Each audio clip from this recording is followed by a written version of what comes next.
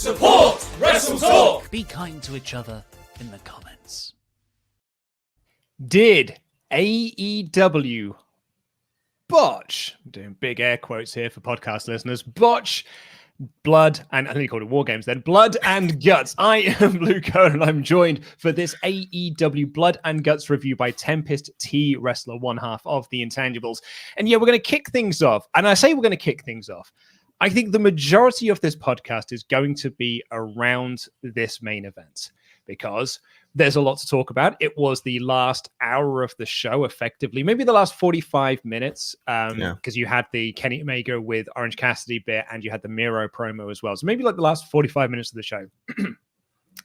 And we have got a ton of feedback. Like currently over 3 pages worth of hyper chats in Omega chats, if you will, about Blood and Guts. So yeah, people have some thoughts on this. And I think that the thoughts on the match have slightly changed over the hours since the show finished. Like you and I did a live stream reaction to the show last night. And I think that when the finish happened, everyone kind of like, I would say the majority of the chat that we had that were watching with us crapped all over it. And we're just like, that was no good whatsoever. I did not like that finish. That finish did not work for me. And then you had the Jericho bump as well. And that made things worse. And then people were like, and that bump has now sealed it. This is terrible. There were some people comparing it to Revolution and like the exploding barbed wire death match and this, that, and the other. And I think there was a lot of like anger and vitriol towards AEW for overhyping and under-delivering, which is a criticism that AEW get quite a lot.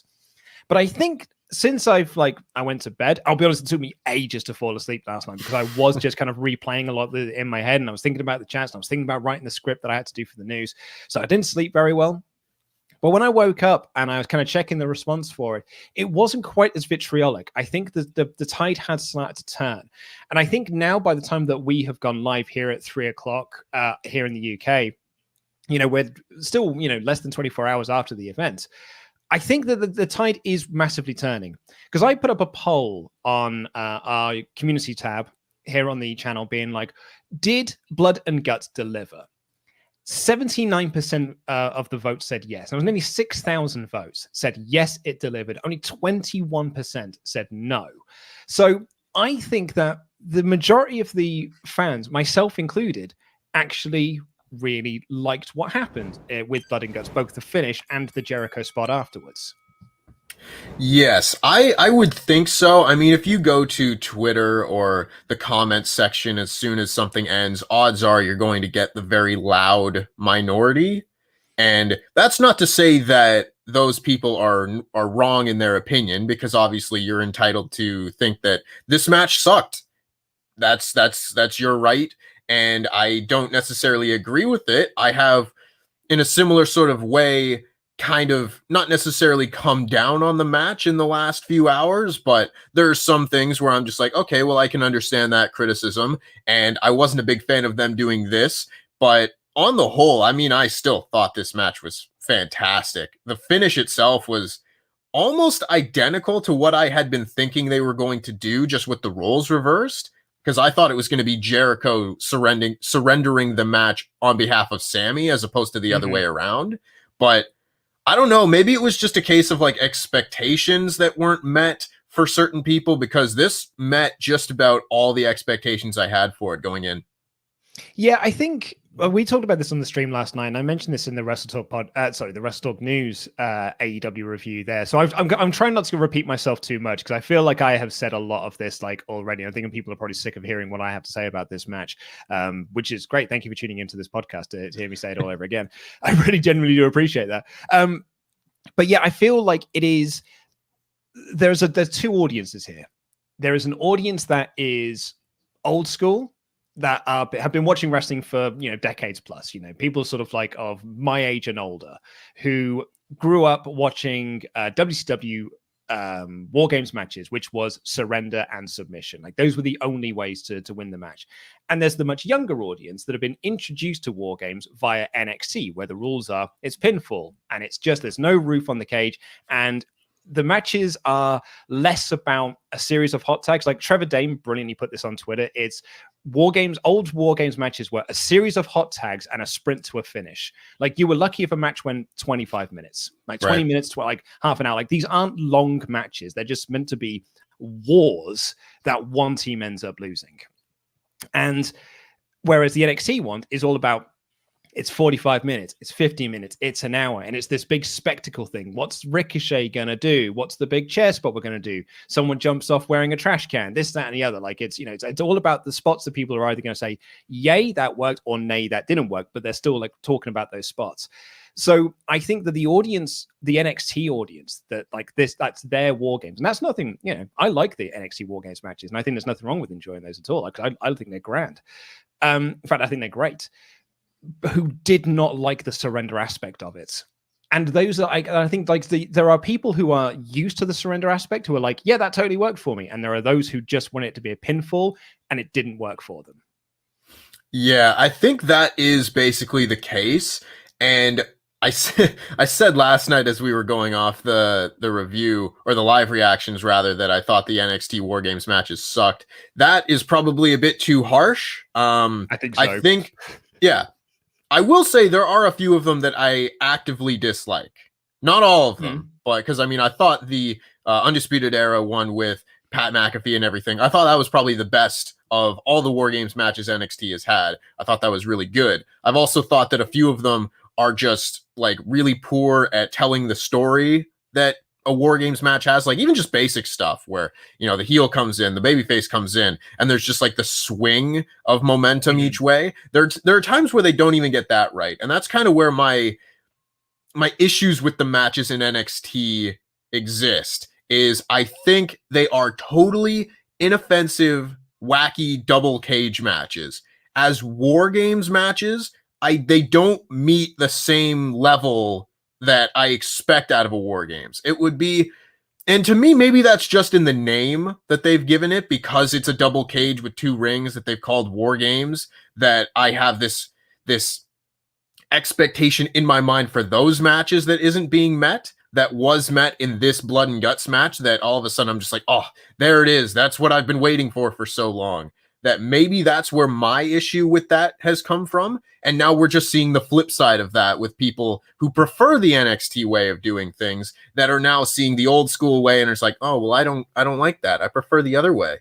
Yeah, and we actually saw like the reverse of that. When NXT first started doing War Games, we had those older fans that me and Ollie used to go, me and Ollie would rage about like how great rave about how great the NXT War Games matches are. We were like, that was so much fun, it was so cool, there's this and the other, and all the comments were just like, that is not War Games. I'm so people were like, I'm so sorry, but that is not War Games. You cannot end War Games in a pinfall. You cannot have a War Games without a roof. And this, so like it is, there's both sides of the coin here. And I think what AEW tried to do was play both sides of the fence. They tried to do a NXT style length with all the spots, like we had the springboard, Spanish fly, we had the coast to coast, we had the pulling up of the boards and this, that, and the other. So they tried to make it like an NXT style War Games for that modern audience, but also appeal to those 80s, 90s fans who want the old War Games. So they tried to do both of them. And I think, to their credit, I think it mostly worked. Like, I really enjoyed this match. And I think they did get the balance right.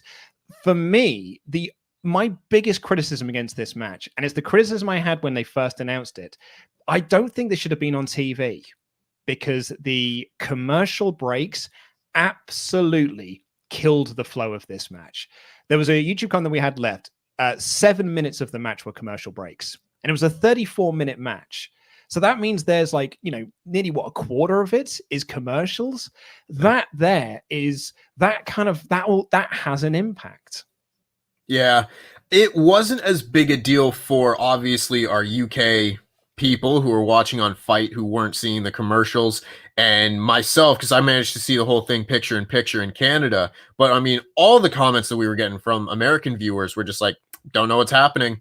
They popped up, they were on top of the cage, or all the boarding was ripped up.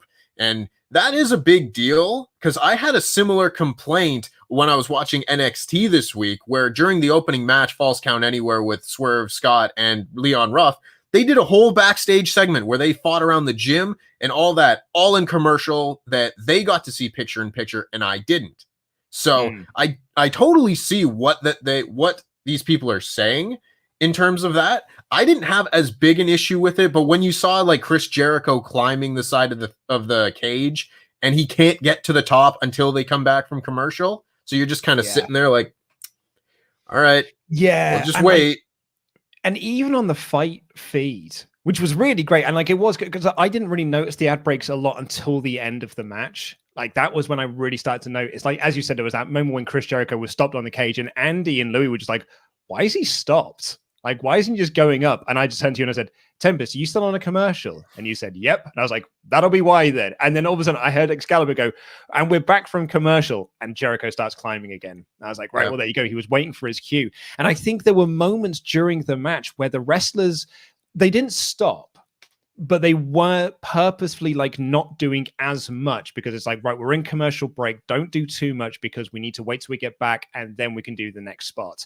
And I really do think that hampers the impact that a war game match should have. And I think it impacted the impact that this match should have had. And I said this on the podcast many, many weeks ago. We actually did a poll about it. And the poll was, very much in favor of what me and Ollie were saying.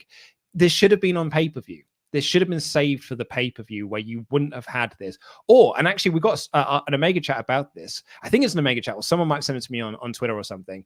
They should have got a sponsor for the match or something, because then you could have basically just had that sponsor just every now and again and be like, this match is brought to you by Domino's.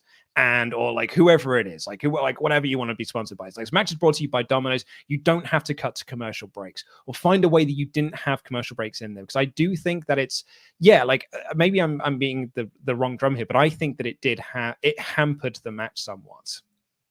Yeah, I actually quite like that idea of a sponsor just taking the place of a commercial break in something like this. And yeah, I understand them wanting this to be like, this is going to be our biggest rating ever. We're left alone on Wednesday nights and we're going to have this match that we were going to have a year ago and we're going to do 1.5 million viewers, whatever the case may be. I totally get that. But at the same time, in terms of the quality of the match itself, which is what we're here to review, I think if this was the main event of Double or Nothing, they probably would have been able to pace the match a little bit better, because even if the flow of the match isn't necessarily altered, you wouldn't have guys like, we're going slow because we're in commercial, go slow. You take all that out, and I don't know that everyone would be happier with the match, but I think a good portion of the American audience certainly would be. I agree. And actually I saw someone say in the comment there was like, even if this was on pay-per-view with that same finish and with the Jericho spot, you still would have got those criticisms. And I totally get that. But I think that those criticisms are unfair. I think the criticisms at the pacing of the match because of commercial breaks, I think that is 100% fair. But like Tempest said at the start of this, I loved this finish because it was more or less the finish that I was expecting, like you said, but with the roles reversed. I thought it'd be Sammy and Jericho sacrificing himself. But actually, I think I'm the fool here. I think it makes so much more sense for it to be Jericho, because this feud is between Jericho and MJF. So MJF saying like, "Oh, I'm going to throw you off the thing," and then Sammy be like, "No, don't," and then he's like, "Psych, I did it anyway." Yeah. I think that adds so much fuel. It's like to set up a Jericho MJF singles match, potentially at Double or Nothing. I agree, and I definitely I don't think this was a bad finish, and I don't think that if you reverse the roles that it would have been a bad finish there either. But there's just different ways to look at it, because when I had envisioned this with the roles reversed and Sammy getting something happen to him, I didn't necessarily think he was going to get pitched off the cage, but Sammy's in trouble and Jericho surrenders the match to save him. I thought that would do more to make Jericho this endearing baby face after the match, that he protected his friend and sacrificed this match on his behalf. And then you do something to Sammy, and so Jericho's getting revenge for what happened to Sammy, as opposed to getting revenge for what happened to him. Obviously, I think both are equally fine, but I don't know. That was just kind of my thought process going in. So when I saw something very similar to what I was thinking, I was like, it's nice when you feel smart, like you kind of figured it out. You figured it out enough to be like, we're on the same page there, Tony. you know? And that's it. And I think for your first one, doing a surrender finish, I think is very, very important to establish that as a finish of the match. So I think going with a surrender finish is definitely the smartest call. I think having the Pinnacle win is definitely the right call there. I think like the Pinnacle should be the team that coming out on top of particularly this match. And we'll see what happens when you get to MJF versus Jericho. But I think the Pinnacle definitely should have win here. It definitely should have been MJF as to be the one that did this. And what I absolutely loved about this match outside of the finish is that this felt like an actual war. This felt like two teams that hated the piss out of each other and just like they weren't interested in doing spots or this. They just wanted to kill each other. They just wanted to go in there and just beat each other up. And even when there were like some, like Sammy, like, you know, he tried too many springboard spots and he slipped on one of them. But like, I didn't mind it because it adds to that just like the scrappy nature of war. War isn't a pretty thing. And this did feel like two tribes going to war. And there's that moment when Jericho gets in and you had the two that's Captain America's Civil War moments. Yeah, Team Iron Man and Team Cap down one side. It's like, we're doing this? Yeah, we're doing this. And they just charge at each other and just like jumping over the ropes. And I absolutely loved the passion and the fire from all 10 men that were in this match. Yes. Because I saw a lot of comments and people on Twitter saying, like, I don't understand how this can be a great match when there were so many botches. And I was like, but you don't understand, like, especially a match like this, like, if you're doing a match that's purely choreographed spots, then yes, if you blow a few of those spots, it will suffer because that's the point of that match. The spots were not the point of this match. It was the atmosphere and it was the fight and it was these two teams hating each other. And we still got that. So when you see things that aren't necessarily as like clean and polished, like I think Wardlow like grabbed someone and tried to put them on his shoulders and he like fell down doing it. Yeah, like that's realistic to me. That's just he's fighting against four guys and he tried to pick one up and he's fallen down and it's a fight. I had no issue with any of that. And the standoff moment to me, I thought looked so much better than the one that they did in NXT years ago.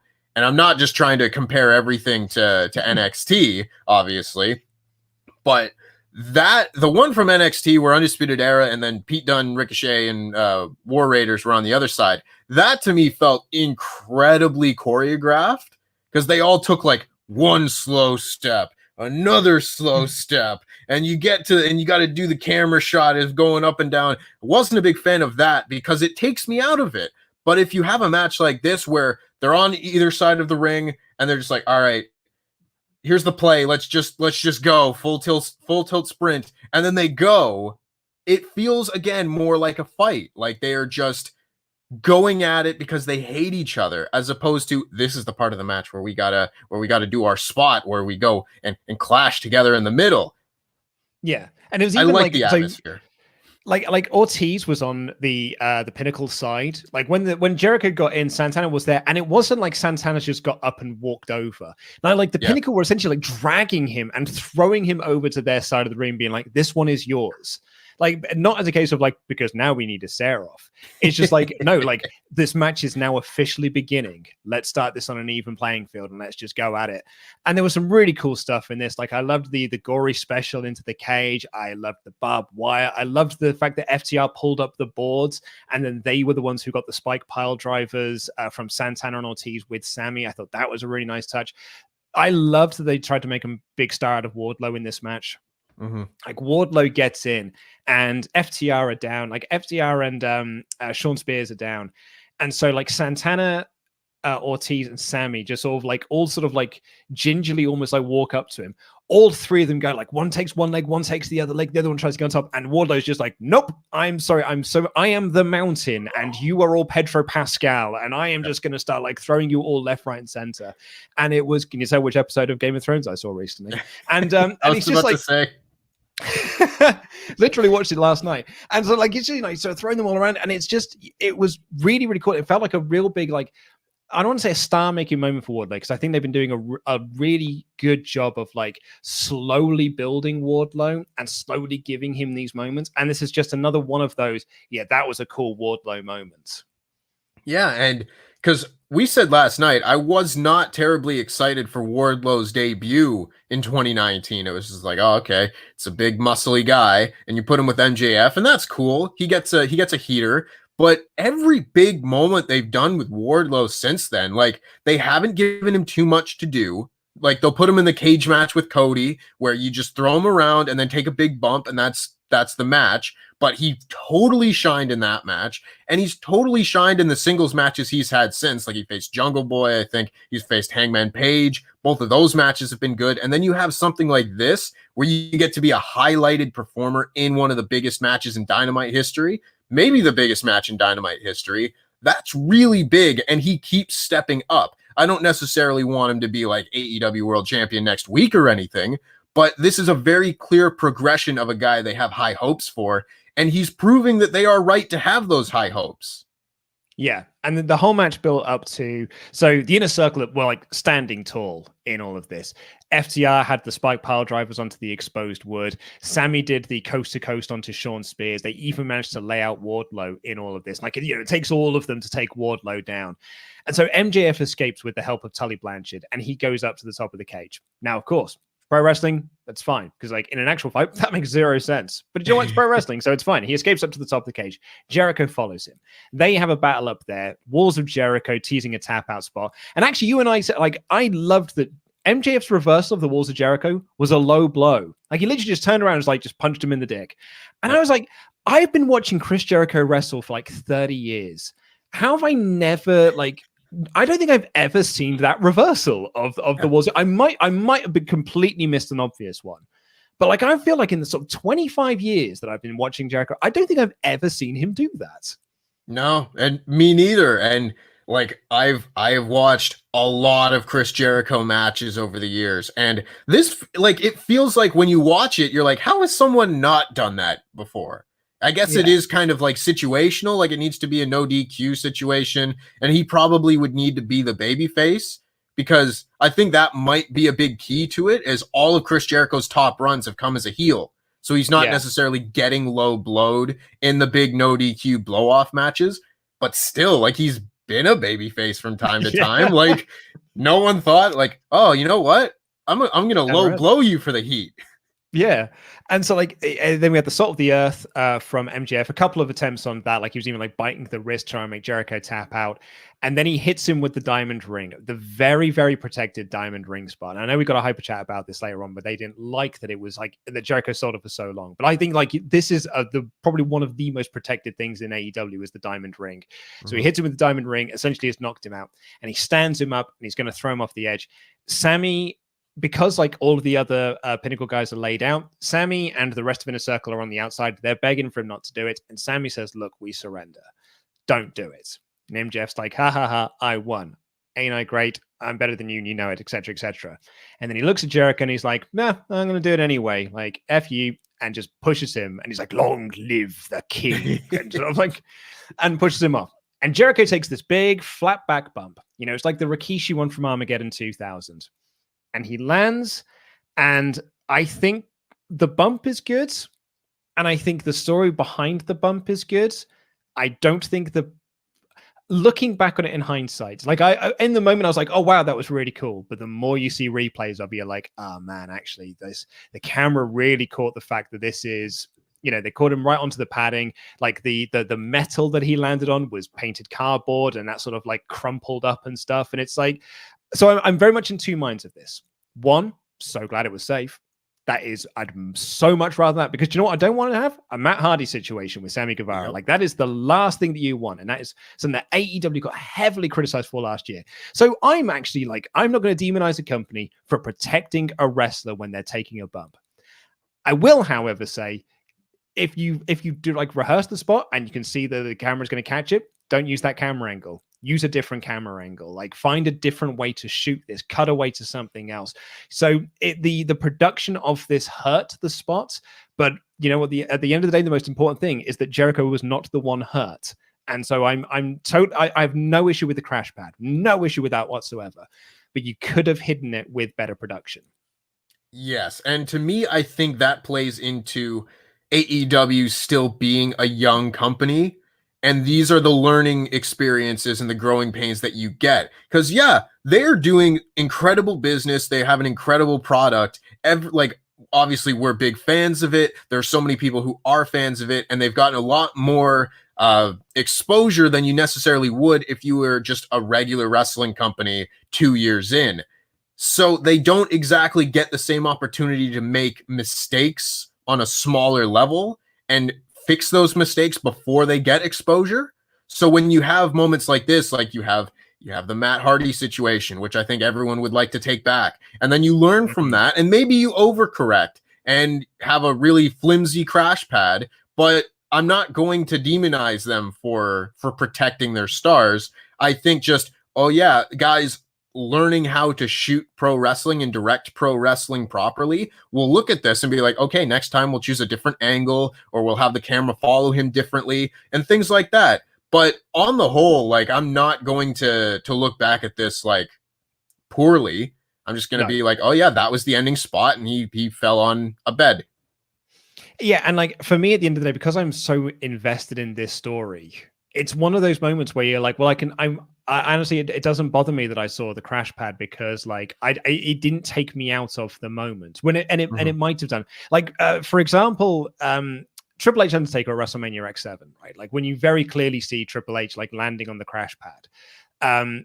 And you know what? And that's I think that one's worse, because the shot they have of Triple H going off the stage is really great, and then they chose to show him laying on the crash pad. And like that second shot, because I wasn't hugely into that story at the time. That's where I was like, well, that's a bit lame because he's just hanging on there. But because I'm actually sort of like I'm invested in Jericho's story and MJF and Sammy and the Inner Circle and the Pinnacle, I actually am kind of willing to sort of like look past it. But I do hope that it's a learning moment for them as a company. That, like you said, like, you know, perhaps this is an overcorrection after the Matt Hardy thing. It's, you know, if you do it rad once, you'd hope you don't do it too bad a second time. Like producer Rich is, you know, he's a man with a lot of production experience behind him. And he was just saying in the chat there's like, I guess you feel the impact with a close perspective shot. So there is totally the argument to do the shot that they did. But by doing that, you exposed that it was a very, very safe bump to take. So you do have to find that balance. And unfortunately, they didn't find the balance on this occasion. Yeah, and I honestly don't even think that the camera shot itself was poor, because I think it was, you know, good pro wrestling camera work often shoots the big bumps from a low angle. That's what you do. You don't want to shoot up high and watch them fall, because you don't get that same perspective. But them shooting the crash pad and being able to see that the crash pad probably didn't hurt Jericho that much, that's something that can be then corrected for next time. And maybe that also goes into like the props that were used, that you can use different materials, and maybe just, I don't know. I'm not into props. I don't know how that area of the business works, but you can find a different way to do that. Maybe like have the crash pad underneath something and have like a tearaway top where he lands and just disappears. You know, I think that would have been a cooler visual, and you wouldn't have seen the crash pad underneath. So there's different things you can do and learn from to try again next time. But again, I'm not going to nitpick this too much. Like, it's an issue, and I'm not going to have too big of a problem if someone says that took them out of the match. But for me, it didn't. Now, on the stream last night, you said that you thought this was a 5 out of 5 match. Like, you thought it was a 5-star match. Do you stand by that, or has like a bit of sleep and a bit of time, a bit of hindsight changed your minds? A bit of hindsight has changed my mind a little bit. I would probably say number scores are arbitrary anyway, but I would probably say this is somewhere in the neighborhood of like 4.5 stars, because the more that I've thought about it, I'm not a huge fan of them leaving the cage. That is something that I saw and was like, this to me, because I've never liked the idea of leaving Hell in a Cell and doing things like that, or leaving the steel cage. Like, you're in a cage, you should be locked in the cage. And them leaving the cage in Blood and Guts, I was like, whatever. Okay. You know, like, it played into the finish really well. Obviously, it set up the going over. So I understand why they did it. But for future matches, I would prefer if everything stayed in the cage. That, and I would have maybe liked to have seen more play between the two factions leading to the finish. as opposed to like Inner Circle wipes out the Pinnacle and then they are just on the ground saying no, stop. Because again, I like the finish, but if this was 5 guys attacking Sammy in the ring and Jericho's like, I don't know, handcuffed to the cage or something and can't help him and has to surrender, I think that would have done more to elevate the whole faction. And I know we've heard reports that, you know, people backstage think the money of the angle is still Jericho and Sammy as opposed to Inner Circle and the Pinnacle. But I would kind of like to see more Inner Circle Pinnacle play because I think there's a lot of really fun storyline possibilities to do there. So those 2 things were basically my only real criticisms of the match. And it does bump it down a little bit, but I still think this is like one of the best matches on Dynamite like ever, really. Yeah, I think for me, all of my quibbles about this come from the production more than anything else. Like it's the commercials breaking the flow. It's the filming of the bump after the match. Like that's the stuff that kind of does take me a little bit out. Like I know I just said that it doesn't, but like in reality, it sort of does. It doesn't in a way. And I think that's where I couldn't give this a 5 out of 5. And I'll be honest with you, in my review, I gave the show a 4 out of 5 because I thought that it was your big main event. It's the thing you've been hyping for weeks on end. And I think those little things do take people out of it. And I think particularly the commercial break side of things is the most egregious thing of this. But overall, like just taking away production side of it, loved this match. Absolutely loved it because I loved the story that they were telling within this. I loved the performance that all 10 men gave. I loved actually like the majority of the spots ruled. And I loved like, I've said this enough now, but like, man, like this felt like a war. And I loved that. Like, that's so cool. Like that, these felt like 2 teams.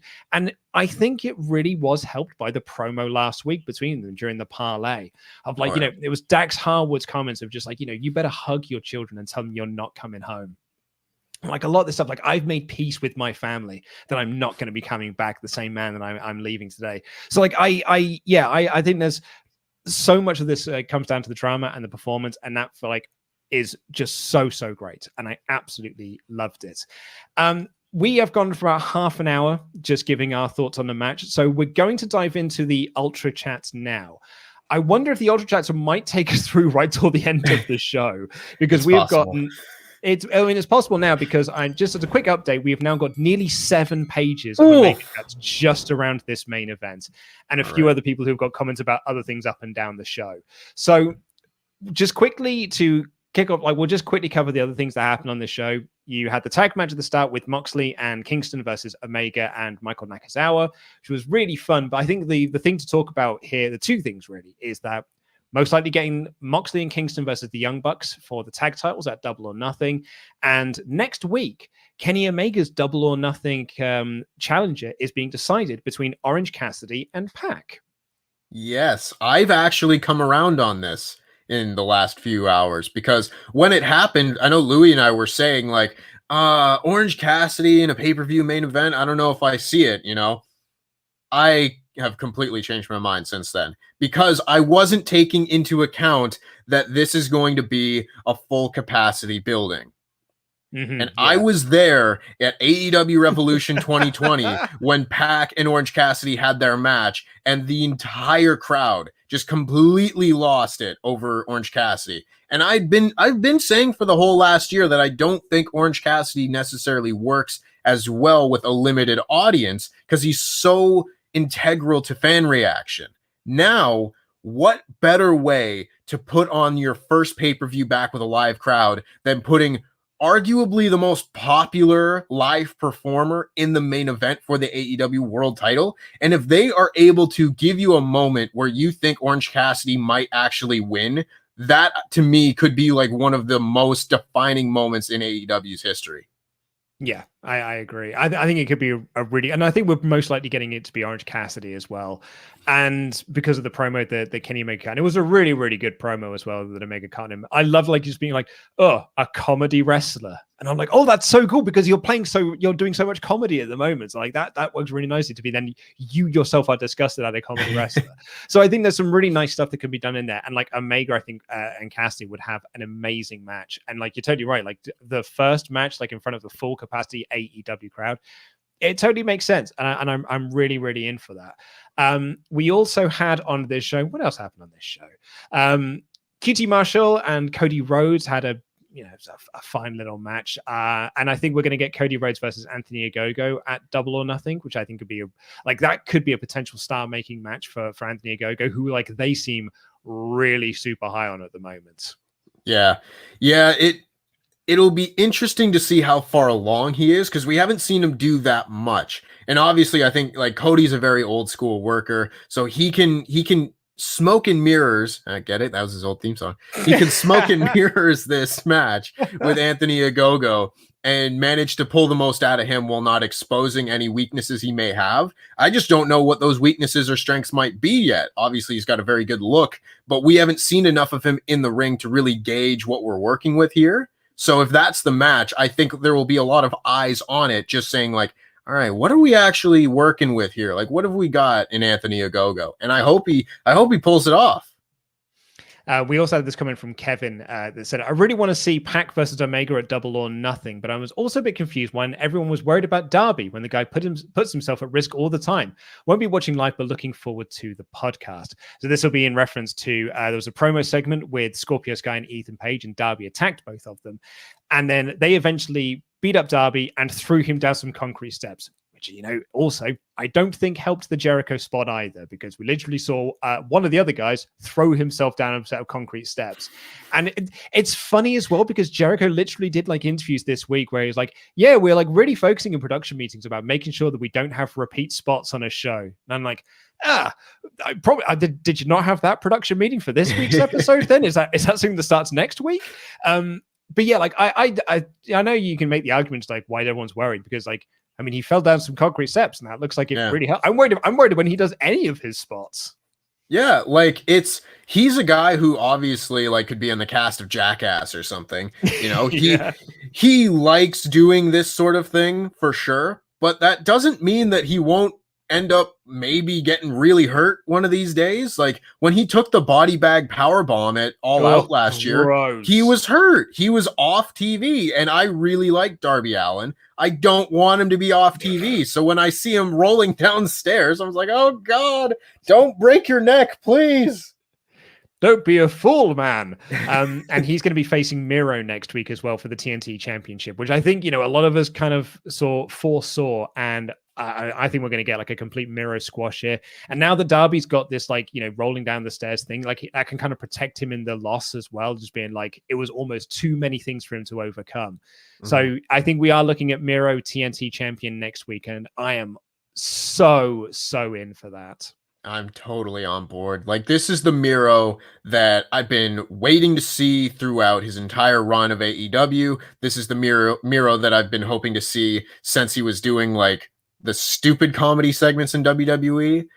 He's got so much charisma as both a babyface and a heel, and now he's just showing yeah, this is what I've been all along, and I just wasn't given the opportunity. And it's fantastic. He doesn't feel like anyone else on the show. He feels like an old school foreign heel, but with a new twist to him, because he's so new age and can wrestle so well. He's not just a big bear that's just going to go and maul you. Yeah, and also his promos aren't just do you know who's stupid? America. You're all stupid. That's Anthony Ogogo's promos. Nick Corvello has also said, hey guys, I find it bizarre that Baker is getting all of the focused matches and promos in this program with no retorts from Hikaru Shida. Feels obviously telegraphed towards a Baker victory, so I feel like Shida will retain to keep AEW less predictable. Yes, we are they officially confirmed it's going to be Shida versus Baker at Double or Nothing for the women's title, a match that I'm really looking forward to. I now hope that they are going to ramp something between because they've I agree with what Nick said. They've done a lot of build for Baker, but kind of less for Shida. So I'd like to see some real stuff from Shida now against Baker in the few weeks that we've got left before Double or Nothing. Yes, I think they've kind of been in a difficult position with this angle for the last few weeks, because obviously you needed to give Britt Baker a bunch of wins before you could say, oh, she's the number one contender, she's going to be facing Hikaru Shida. And until recently, Hikaru Shida was dealing with Ty Conti, so her attention was elsewhere. and they just announced the match, and they just shot a bit of an angle like a week ago where they pointed to the rankings, and it's like, oh, I'm next. And I don't think you could have done much on this show to build that up, because you only had so much time in the first hour. So if this is still a problem next week, then I'll have a bit of an issue with it and be like, okay, come on, put some respect on your AEW Women's World Championship. It'll be like a year of being champion at Double or Nothing. And if she loses, that should be like a really big deal. And I want them to push it as such. Yeah, totally. Like, we've still got 3 weeks left, so I think there's still time for it. Because we've got a stacked old show next week. Bloody hell, they've got a stacked show, including Jon Moxley versus Yuji Nagata, which I'm very, very excited for. And Christopher Jazzcat has come in to say, I'm super hyped for Nagata versus Mox, but where is Mox versus Zack Sabre Jr.? Zack Sabre Jr. is the best. And then says lots of, oh, Zack Sabre Jr., oh man, I can't wait to be back into a crowd to do all that again. And Levi Newsman says, what are your thoughts on either Bucks versus Moxley and Kingston or Shida versus Baker main eventing Double or Nothing? I think Omega versus Orange Cassidy is a great attraction that can shine as a territory headliner while given room higher on the card for other divisions. And I think that's actually a very good point there. It's like, yeah, Kenny Omega versus Cassidy is a big thing, but like, is that your main event of the show? Whereas I think actually Bucks versus Moxley and Kingston does feel like a main event program above the Omega match. Interesting. I mean, I could see it. I don't particularly look at the Bucks Moxley Kingston match as a main event match on a pay-per-view. I think they could have a really great match and deliver a main event caliber match, but I don't know that necessarily is the match people are going to buy the pay-per-view for either. So I don't know. I'm kind of wishy-washy on it, where I don't think any of those matches are necessarily like the big pay-per-view main event that you want, but I think they will go with Omega and Orange Cassidy just because of the reactions that Cassidy will get. Right, well, let's get it, because we are now up to 8 pages of Omega chats around this topic, so we may be here for a little while. Noah Fortner says, the match was amazing, but the closing spot I feel was poorly framed. If they did a wide shot from the side to catch all of the Inner Circle and their reactions on the outside while Jericho is falling, I don't think as many people would be complaining, which I do agree with. Giacomo said, I didn't set Crikey, get my words out. Also, I just like to point out as well, I've got my first cameo booking. Yeah. Thanks, guys. I've got my first one from Book Me on Cameo, everyone. I'll do birthday wishes and everything. My first one's just come through. Sorry, Giacomo said, I did not set unrealistic expectations. I liked the match, but it had flaws. The wrestlers did great. The production hurt the match a lot. Camera work wasn't great. Sammy cut out while saying, I surrender, and the sequence was poorly shot. The match started dragging when the Pinnacle were down and the Inner Circle was beating them up, the fork spot, etc., until the ending sequence. They didn't even play Pinnacle's music when the bell rang. It started later and lasted 10 seconds. The timing was bad. I will come to the defense of the fork spot, though. I really like. I appear to be one of the few. I mean, I know you are as well. But we appear to be the only few people that really enjoyed the fork spot. I thought it was cool. Yeah, I don't know what stuff like this is, because I mean, even like Andy and Louie were just like, "Oh, what's going on? It's a fork," and I was like, "Yeah, this is war." And I like that it happens with guys like Santana and Ortiz, where sometimes you see matches like this and guys kind of act out of character. Like if Sean Spears pulled out a fork and did it, I'd be like, well, that doesn't really track with his character. But I like that the more like brooding and buff and brutal members of this match were the ones that were doing stuff like this. I didn't have any problem with the fork spot. The rest of it, I don't know. I didn't have any kind of issues with the Pinnacle being down and the Inner Circle beating them up and everything like that. To me, it was just like that was the comeback of the match. Yeah, and it may have lasted a little long, but I think I certainly didn't notice it. Yeah, I think that's down to the commercial breaks again, really. And also, I want to give a shout out to Santana doing that fork spot as well for biting it and to make it more jagged. Made it feel like really brutal. I thought it was cool. Someone who knew what he was doing. Exactly. Anthony Velasquez said, the ending was a bit underwhelming, but I don't think that AEW botched Blood and Guts. It was still a damn good match, in my opinion. Jack Nichols said, Jericho landed on a comfy mattress, but I wanted to see a 50-year-old man on cold concrete and see his limbs fly off in all directions, like some sort of Mortal Kombat fatality. Sarcasm aside, loved it. Least on ongoing story, muchos lovage. Kevin says, the main event in-ring work was really good, but the pacing of the match was hurt by the commercial breaks, especially when Jericho took his sweet time to climb the structure. Camera work was a bit disappointing. A lot of spots were missed. I don't get why people are complaining about surrendering. I've never watched a WCW War game, so I don't know if it's common or not. It made sense story-wise. Also, MJF pushing Y2J off the top was perfect because it made the better ending. No matter what age, we should protect wrestlers, especially after the Matt Hardy incident. I'm sure there's a better way of staging the fall to make it look more credible, especially when Mox and Brody had a similar spot last year, but AEW in the end did do the right thing. Charles Berger's got some fantasy booking here. Said, here's my finish. All men laid out except for MJF and Sammy. Sammy puts Cash in the walls of Jericho, staring down Max. Max gets Jericho in a chair and threatens to bash his skull in with Floyd. Sammy surrenders to save Chris. MJF still bashes Chris's head in. That still works, actually. Yeah. I was just thinking something more along this line of just like basically the finish they did, but in the cage. Yeah. I really liked your idea about them being like handcuffed as well. Like, I think that's a really nice visual of being handcuffed and stuff. Holopan said, AEW do such a good job each week that I feel we can set unachievable expectations for big events. Where the other company deliver mainly turds, we set low expectations and mediocre becomes over-delivered. Blood and Guts delivered, and in the process made Sammy a star. Portuguese Mr. Davis says, hey lads, just like Mr. Davis, I'm back after a break due to uni. I really like the Omega and Orange segment. The main event was great, but those minutes of pause with MJF and Jericho, I did not like. Also, ad ruined the pace of the match. Overall, a very high 4 out of 5. Regarding my last Omega chat, I'm not saying the main event was bad. It's 10 great performers having a great match. The ads slowed the pace down. Peter Mullen said, I love the show. I reckon the biggest issue was US fans got spammed by 4 ad breaks mid-match, and it took them out before the finish. I watched in the UK. There were no commercials. Turns out the real heel was US capitalism all along. Who could have thought? I mean, I did say this on the show yesterday, but man, I feel so bad for our American viewers. Like, it's a nightmare watching television. Like, so my first time I went to the States was in 1998. And I remember watching TV and I was watching an episode of The Simpsons, and like the credits for The Simpsons ran, and then a commercial break happened. And I'm like, what do you mean a commercial break is happening now? You've just played the intro to this. And then you got a little bit of it, and then you got another commercial break, then you got another bit, and then another commercial break. Then they had another commercial break before the goddamn credits roll. And I'm like, why is there so many commercials for this? Like, here if you are unaware, in the UK, if you have a half-hour show, that is one ad break.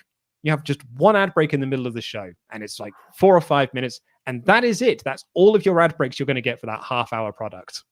That sounds so nice. I mean, the only time that I really notice that sort of thing is when they do like sport radio on TV here, because they will load up the commercial breaks so as to not interrupt the flow of conversation, where they will do just 8 minutes of commercials at the end of the show, where sports radio stations will like sign off at like 8:52, and then the last 8 minutes of the hour will just be commercials. But yeah, it's not much better here. We basically run with the same rules for commercials. Oh God, one commercial break. That sounds so nice. Oh, it's wonderful. You get 3 if it's an hour-long show. Raygon411 said, of course they didn't botch the stipulation. Just another sad excuse for people to make weak criticisms. It's unfortunate that people didn't like the way match finished, but that doesn't make it a botch. AEW still winning, logical booking, and A+ TV. Nate Schultz said, are wrestling fans ruining wrestling? Saying the match was ruined because of the plywood wasn't silver on the back and there was a crash pad. What an entitled lot we have become. And then, I mean, that is a kind of a good point in that. I would say that like this sort of criticism is, always been around in wrestling. It's been in various different places. Like it was just previously it was on message boards, and now it's with social media. It's just more out in the open. It's amplified more than it used to be. Greg Murphy said, hated the ending of Blood and Guts, not the fall, as silly as it was, but why would Sammy surrender? It wasn't that high. You could get beaten up and bloodied for 40 minutes, but God forbid drop 8 feet. Match was kind of sloppy. Y2J so much more over than the others. I don't know, Greg. I think it's a bit more than 8 feet in the air. Like it was quite high. It was quite high up. That cage was like a legit 15 feet in the air. And you can't look at it like he's going to be pushed onto a bed, which in real life brain you think about, but in theory he's going to get pushed off of this 15-foot cage onto the stage, and that's gonna suck big time. And it's virtuous. They're baby faces now. You have to protect and sacrifice winning to save your leader. Like, it's not necessarily like, if it wouldn't make sense if this was the other way around, I don't think. Because this is a heroic act of we will forfeit the match to save our beloved Chris Jericho. And that's an important distinction to make, where like these guys are baby faces and need to do a bunch of babyface acts to really get over as baby faces. And to me, this was one of them. I am back in my teenage years, showing my age here. Jackass was very popular when I was a teenager. It was brand new at the time, and I was a very susceptible teenager towards it. And I remember being around a friend's house, and we set up a mattress in his backyard, and then his parents had a balcony on their floor. And I remember going up to the top of that balcony and just looking down towards that mattress, because we set up a camera for me and I was going to just dive and just bounce off of it, right? And I remember just looking down on it and being like, God damn, that's high. Like, this is really high up, actually. And I did jump, and I so actually watching it back is hilarious, because I literally fall and I hit it and I just do a big flip off of it. I basically go boing boing and I just sort of flip over it. And I tell you this, it sucked. It really, really hurt, and it absolutely sucked, and I did not do it again.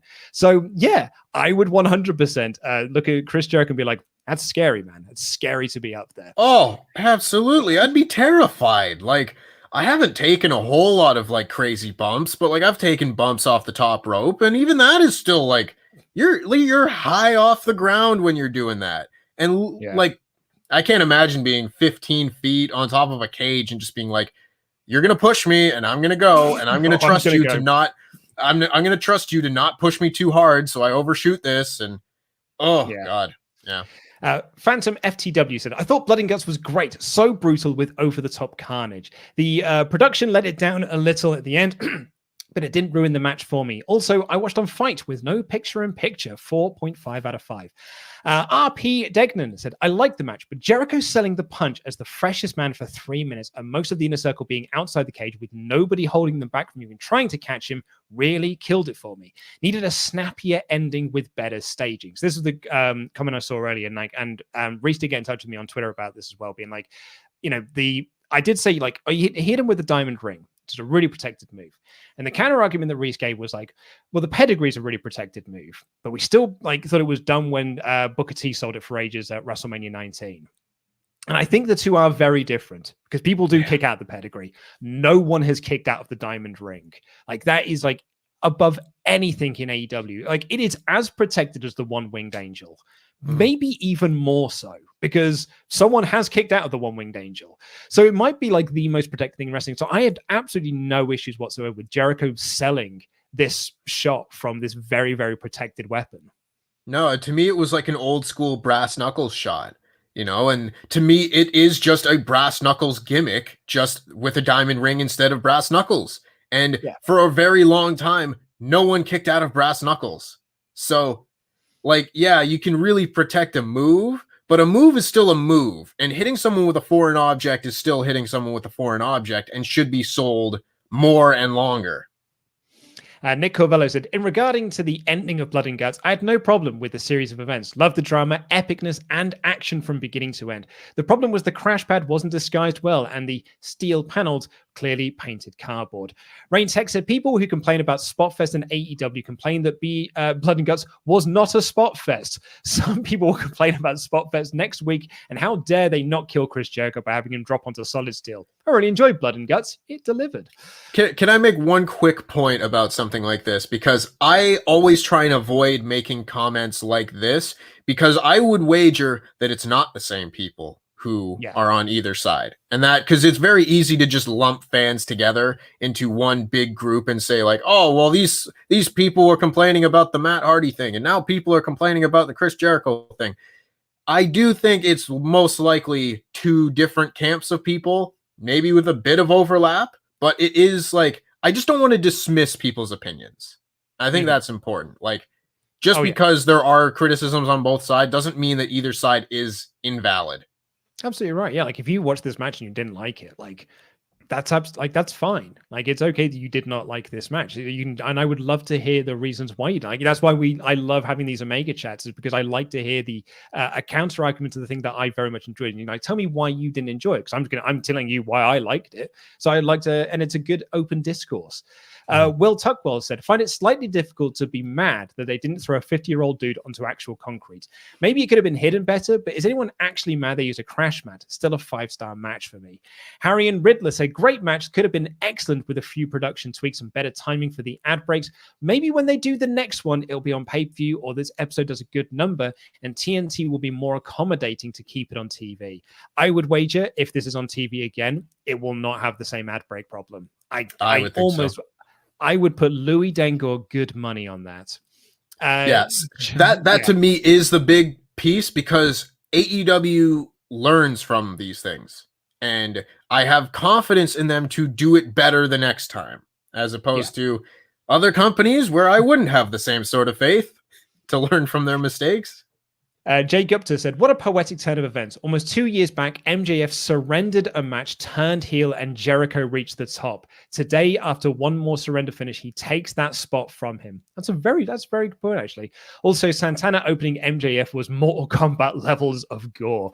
Oh, you want to talk about Mortal Kombat levels of gore? Bloody Cash Wheeler. Yeah, Jesus, Cash. Man. Crikey. Rain Tech said, TNT viewers being bombarded with commercials is really poor. People should complain to TNT about it. They could have made a Blood and Guts match commercial free at least. Knowing it's a long fight, maybe a sponsorship would have helped cover it. That's the other side of this as well. The commercial breaks are not AEW's fault here. It's the network decide when the commercial breaks go in. So it's a conversation between the two parties that needs to happen. Like AEW need to say, like, if we're going to do this again, we need to find out a way not to have so many commercial breaks. Because do you know what TNT are interested in? Making money from adverts. Like, do you know what they're not interested in? You enjoying your TV product. Like, they don't care. They don't care if AEW is good. They just care that it makes them money. So if they're making money off the thing, that's great for them. Chris Perez said they should have called this event Blade and Blood, because we didn't get any guts. Tejas Ray said, I don't understand how you can defend this show. Moxley Kingston getting beat again was repetitive. He did win, though. Just like WWE. The Baker match was forgettable. The Cody one was illogical. The consistent camera cuts were Kevin Dunn bad. The botch is the end. Saying fans complained because of a safe bump is just irresponsible. We want the wrestlers to be safe. Just the bump could have been shot differently, which I think is pretty much what we have said. And I think it's kind of what I was saying in the review as well. But yeah, like, I think you can still, like, I think you can easily defend this show. It was a very, very good show, and I very much enjoyed the match. Yeah, I didn't think Moxley and Kingston getting beaten up again was repetitive. I mean, they haven't been beaten up on TV in weeks. They've been doing the beating up for like the last month. Couple of weeks. So you need to put the heat back on the feud for something like that. I didn't have a problem with that. I don't think I don't know. There's a whole lot to this, like saying the Baker match was forgettable. I mean, it was a squash. That's kind of the point, Cody. Yeah. We pointed out in the match that the belt spots and things that should be DQs, but I mean, that's AEW, and I'm kind of desensitized to it, which I guess is a bad thing, but still here and there. I think and saying constant Cody matches. Yeah. And saying constant camera cuts were Kevin Dunn bad. Like, no, they weren't. I'm sorry. That is incorrect. I think that is hyperbole to say it's Kevin Dunn's levels of bad. I didn't get motion sickness while watching the show, which is like, because Kevin Dunn isn't just the camera cuts, it's the crash zooms as well. That's what makes it Kevin Dunn levels of bad. Austin21 said, "Hi guys, I discovered this channel during Double or Nothing 2020 and have been a fan ever since. Far as last night's Dynamite, I thought it was actually a really fun show. Yeah, Jericho's fall could have been shot better and it needed less commercial breaks, but that didn't ruin it for me." Paul Kerr said, "Honestly, I try not to do the tribalism crap, but get a wee botchy and her like Shotzi crappy." Sorry. I try not to get into the tribalism stuff, but get Shotzi's crap toy tank in the bin. Her of all people. What are people honestly expecting? A broken back live on TV. Great main event. Should it not have been Spears and Sammy to start, though? Yeah, that's a pretty good point. I like that it was Dax starting because I love Dax so much. So, like, I didn't mind it being Dax the one to start. Like, I think you could make the argument for Spears, but Spears came in second. Yeah, so if you're not sure what that is in reference to, Shotzi Blackheart took a shot at the Jericho bump on Twitter by posting a GIF of someone falling very gently onto a mattress and enjoying themselves. And so, yeah, it's like, but, you know, I like Shotzi Blackheart. I think her tank is fun. Nicholas Lama said, "The commercials did make it for a rough viewing, but how dare the 50-year-old wrestler take a safe bump from the top of the cage? I enjoyed it. They told the story they needed to tell and make me want to tune in and see where they go next week." Stephen Goodman said, "The crash pad controversy makes no sense. I love Mankind off the cell, but it's a miracle it didn't go wrong. I prefer wrestlers being safe, doing big spots while keeping the talent safe is the best of both worlds." Yeah, as has been pointed out by many people. You know, a lot of wrestlers have said, "I saw Mick Foley walk into Hell in a Cell, and I've seen him limp ever since." Like, there is, you do not want that ever again. No, I will never lambast a company for erring on the side of safety. Adam Ulrich, "I feel like Jericho's fall at the end would have been more impactful if he fell through the stage and out of sight onto crash pads. Would have made left a physical condition more in doubt." Matthew Robinson, "The atmosphere before and during the match felt bigger than a pay-per-view. This felt like an event not to miss, especially with all the interviews. I think it hyped it up even more. Great camera work. What do you guys think?" Yeah, no, I completely agree. Nathan Sizemore, "I've been an AEW fan before AEW was made official, and after the botched explosion and now this ending, I'm kind of disheartened, but hoping they can recover. Why do big and different stipulations if you can't deliver? Love you boys. Jam that jam." NS Ogre said, "FFS, they worked their asses off. Enjoy it. People didn't lose their S word when WWE put people down on obvious crash pads under some plywood. Production wasn't what it needed to be, but remember how young the company is." Like, yeah, I think it's not fair to compare the two. One of them has been making TV for 30 plus years. The other's been doing it for a couple of years. Mistakes aren't going to get made. The important thing is it's not to focus on, it's to learn from them. And I think the AEW has shown that they are a company that do learn from these things, which we've kind of, said a lot throughout this. Stephen Guzman said, "I hate comparing the two, but how long do you think WWE conditioning will affect criticism towards AEW?" I think it already has, Stephen. There is a fair criticism to be had with AEW at times, but I feel a lot of this is WWE conditioning affects the reception to things like this in a match. Yeah, Stephen, I think like since day one, AEW has been fighting a losing battle with some fans. There are just some fans out there that want this company to fail. And I just like there is a Twitter account that is just called like AEW Botches. And like all they do is just post like GIFs and stuff of just like, not even botches, just things they don't like and be like, this company sucks. And so there are just people out there who have just wanted it to fail from day one. And there are people then who are just going to relish in a situation like this where you can clearly see a crash pad because they're like, see, told you this company's garbage. Exactly. Yeah. I mean, the one that always stood out to me the most was when, I forget which one, but it was one of the Top Flight guys, and they were practicing just random stuff before a show. There was like a crash pad and someone else there, and he like slipped off the top rope, and it was like caught on camera, and everyone was like, "Oh, it was okay." But people like ran with it. I was like, "Oh, look at this garbage company. I can't believe this." And it was like, this is before a show, not on TV, practicing. This is quite literally the only place it's acceptable to make this mistake. But people just want to be anti-AEW. And we don't dismiss all criticism against AEW as just people being anti-AEW, but they're definitely always going to have that portion of the fan base that wants to see them fail. Exactly. And the same way there are those people who are AEW hardcores that just want WWE to fail. So like it is, it's extremes on either side of any argument. There are like, WrestleTalk as a company, we have had hardcore TNA fans hate us for years because we didn't cover Impact enough, and it was during a period of time when Impact wasn't very good. Like they're doing great stuff now, but there was a period of time when they were it was rubbish television. We point out how it's rubbish television. Die-hard Impact fans used to hound us for not liking Impact enough. Stephen Guzman, we just did that one. Matthew Robinson said, glad they waited for fans in a real feud that deserved blood and guts. Christopher Jazzcat, there are fans who hate watch AEW and S-word on them no matter what. Yeah, they're all in the fight chat as well. There's also people who just see GIFs. For some AEW fans, it's the only wrestling they've ever seen outside of WWE. Then there's old school and world watching fans. Nothing pleases everyone. Nate S said, I really liked the match. I feel like same with Revolution. The visual of the end bump didn't look as good as it could have done, and that's made a lot of people mad. Don't remember people being this upset when Stadium Stampede and you could see the crash pads there either. Chuck Cassis said, howdy y'all. I think the people were way overreacting about the match and the ending. It's 50 years old. I don't think people want a 50-year-old to be majorly hurt, and it's not a good match. I loved the match and thought the ending was decent. Love you. Peter Mullins, Tempest calling the finish ahead of time. I am so smart. I am so smart. SMRT. I am so smart. Understood that reference.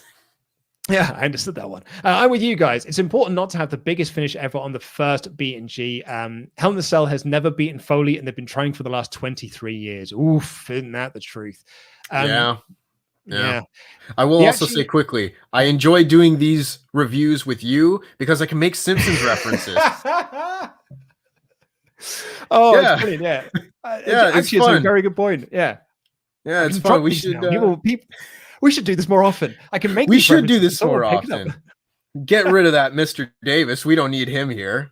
Just bring me back every week. He fired me. Like, I shouldn't like that, man. I should stop doing reviews with him. He actually said, I love this match. Got back into wrestling with AEW right before the pandemic. I started watching in the early 2000s when WWE then fell off around 2010. So I didn't get to watch all the old War Games or NXT's version. Keep up the great work. Jam that jam. Daryl JTR, for me, the match couldn't have been done much better. Sammy was great. Wardlow looked fantastic. And it was a lot of fun from start to finish. Dynamite and SmackDown are the two best weekly pro wrestling shows going right now.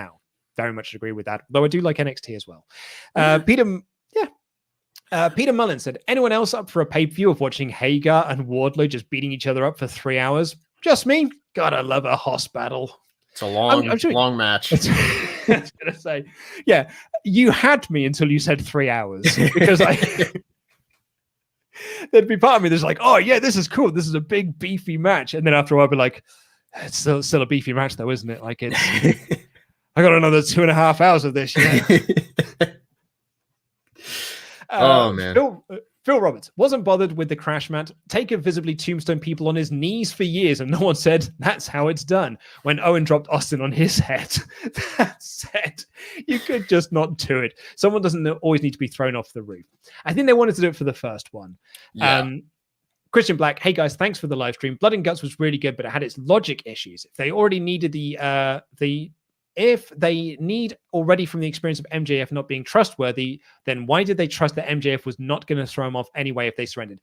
They were pleading with him. They didn't trust him not to do it. They were pleading with him not to do it, and they surrendered so that he wouldn't do it. It wasn't a case of, we'll trust you, please don't throw him off, now we'll surrender. It was a pleading case. I've seen a lot of people point this out where it's like, oh, well, the baby faces looked stupid because they gave up the match and then he did it anyway.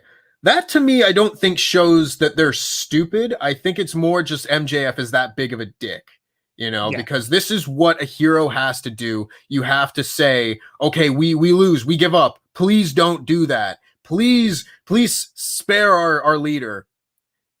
And then they do it anyway. Like that is heat on the villain as opposed to the baby faces being dumb. LV Emerald said, love Blood and Guts overall. To me, wrestling is 1, making otherwise dangerous act safe, while 2, making them still look dangerous. If you can only achieve one perfectly, safety takes priority. Suspend your disbelief, even if the presentation could have been better. Christian Black, also on the Blood and Guts match, Inner Circle now look like gullible fools because they trusted MJF. I still stand by this. Much better ending would have been the Inner Circle to win. In a fit of rage, MJF tosses him off, not shoving Jericho. I think the Pinnacle needed to win. Yeah, I think the Pinnacle needed to win this match. Dan said, I think the majority of the criticism has come from fans who have watched WWE products their whole life. Now realize that it sucks. Rather than enjoying a different product, they decide to say, no, this sucks too. 5 out of 5 show. Omega, Darby, Cody, Blood and Guts, thumbs up. Connor Kennedy, I might need to get you take over a little bit. My voice is running ragged here. Yep. Connor Kennedy. Hey, lads. Long-time lover, first-time Omega chatter. I love the main event. I love the finish, even though I didn't notice the crash pads. And given the Matt Hardy stuff last year, I can honestly live with visible crash mats. Dried chicken without flavor. AEW Blood and Guts was an overall excellent main event, but AEW does need to do better with its finishes when it comes to special matches. I will hot tag over to you. All right. So Chris Petro says, opinions on Blood and Guts are divisive for sure. So I want to send a positive message today. Love you guys and all the hard work you do. Simply, thank you. Supporter of WrestleTalk for life. HBC says, why do I feel people complaining about the crash pad also complain about Matt Hardy's concrete spot being stupid? Can't have it both ways. As someone with a fear of heights, Jericho's spot will always feel big and MJF feels more like a star. Dried chicken without flavor says MJF wins. Fatality. I just want to say on that one, I'm also terrified of heights. Like, yeah. I'm not good with heights, man. Yeah, I wouldn't want to take this spot whatsoever. The Mikey Chaos says, just tuning in, I feel like a large commercial breaks were due to American culture relying so heavily on advertising and not necessarily the fault of AEW or NXT. As an American, I never really noticed the breaks until other people started pointing it out. Yeah, we kind of went into detail about that. Yeah, you've been indoctrinated, Mikey Chaos. Like they've got you. That's how they get. I was watching. So yeah, I talked about this on the live stream last night. But I'm watching this show for my other podcast that I did about video game TV in the UK, and we reviewed this American video game show from 1982 called Starcade, where like 2 people play like various arcade games to get like the highest scores possible.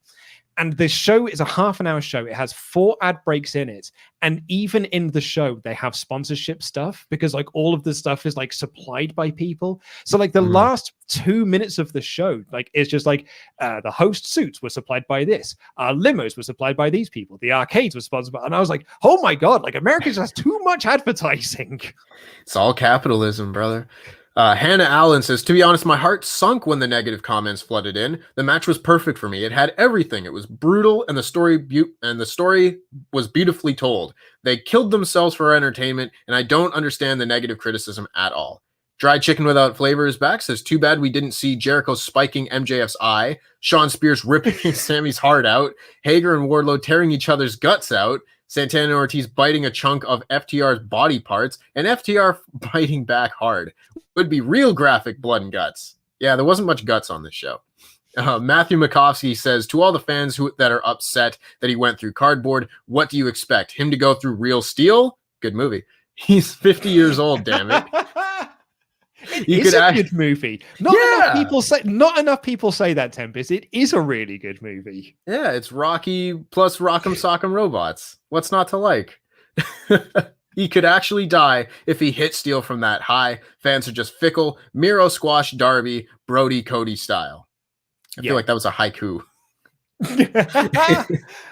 I do think as well, like I know, like a lot of people have said this in the Omega chats. It's like, what do you want to do? Actually, full on steel. I think the majority of people's complaints about the spot is less the spot, and it's more about the way that it was shot. I think in fairness to the criticism that's been leveled against it, it's less than just like, no, I wanted to fall onto steel. I think it was more just the production that put it together.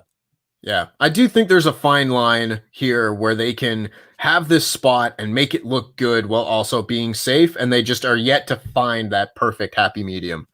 Jorge Martinez says, was fortunate, or maybe unfortunate, to be in attendance. I can tell you the crowd was antsy all night just to see some live wrestling. Almost an hour and 20 minutes of promos and matches on the big screen. It was like a bottled eruption. That's fair. Yeah, we didn't really get into it, but all of the matches prior to the second hour of the show had been pre-taped and then were shown on the big screen for the fans to see in the building, which I don't think is necessarily the best way to do a live wrestling show. But again, they obviously had their limitations with the cage being up and not being able to raise it and whatnot.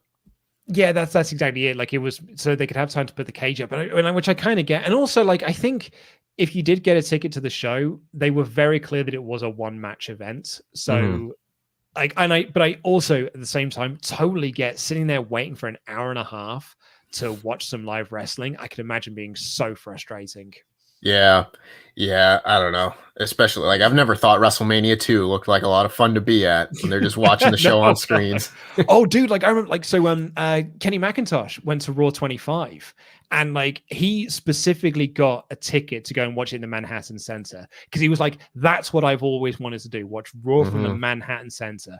And I remember like him being so crushingly disappointed because there was barely anything at the Manhattan Center, and it was like really quite awful. You got to see Jerry Lawler and Jim Ross fall asleep, and Matt Hardy lose to Bray Wyatt for no reason. Deary me. Jorge Martinez says, also, my fiance and I got on TV in the first minute with our It's Wednesday, you know what that means sign. Yeah, oh, congratulations, Jorge. Cool. That's about it for the Blood and Guts Ultrachats themselves. We'll get into some general miscellaneous stuff as Jake has donated to say, thanks for the shout out on the WrestleTalk review video, Luke. I screamed so loud in my office, it startled everyone. Support WrestleTalk, support each other. Absolutely. Well. Thank you so much for doing the math so I didn't have to. Matthew Robinson says, Luke in the happiest way. Please say, this company. Gotta love AEW. This company. And Dried Chicken Without Flavor says Denise was the one who tried to blow up Mr. Davis. Oh, have you asked her yet? I don't think I have asked Denise yet. Maybe I'll ask her on tomorrow's show if she did it. I think she would have done it though. I think you should. I don't know. She's a wily one, that Denise. She didn't get my name right, so. Tempest. Yeah. I'm not letting that one go. Tempest. Oh goodness. I have words to have with her the next time we're on a show together. I'll leave it at that, but I have to have a conversation. And a couple of last minute Ultra Chats coming in. Jay Gupty says, looking at the torn ring mats and undone ropes after the ad break, my first reaction was, what the F is Nexus doing here? Hate the ad breaks. You two do more podcasts. Yes, please. I mean, yes, please. I'd love that. I would very much enjoy that. We don't need no stinking Mr. Davis. And Dried Chicken Without Flavor. I believe this is the last Ultra Chat. Says, did anyone notice a mosquito flying around Kenny Omega's white tuxedo during the segment? If not, watch it back very closely. That is a level of detail that I did not check for.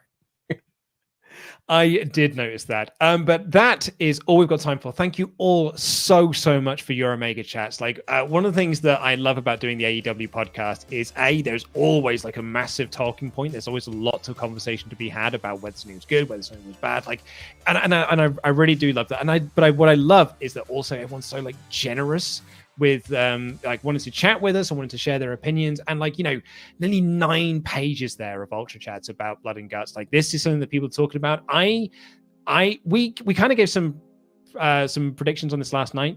Do you have a ratings prediction of what this might do? I think they were saying 1.4. I'm gonna go a little bit higher. I'll say 1.5 million. I had 1.4 down. And I think if it's above 1.4, it's a huge win. I think it's anything below 1.4. And I'm going to say, I think if it's below 1 million, that's a massive, that's a huge disappointment. Yes. I think if it's above 1 million, I think that's a win. And yeah, if it's towards the 1.4 mark, I think that would be a huge win. But I'm really looking forward to it. Like, we should like find out in the next 4 or so hours.